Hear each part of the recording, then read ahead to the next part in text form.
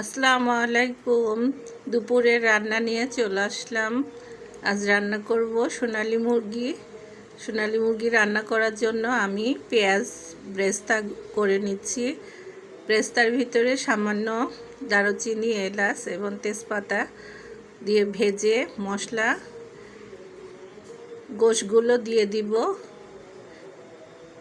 গোশটা একটু ভালো করে ভেজে নিয়ে মশলাগুলো একে একে দিয়ে দিব। আদা বাটা, রসুন বাটা, জিরা বাটা, গরম মশলা বাটা সব কিছু দিয়ে পানি দিয়ে দিব। পানি দিয়ে তারপরে খুব সুন্দর করে এটাকে ঢাকনা দিয়ে ঢেকে দিব কিছুক্ষণের জন্য।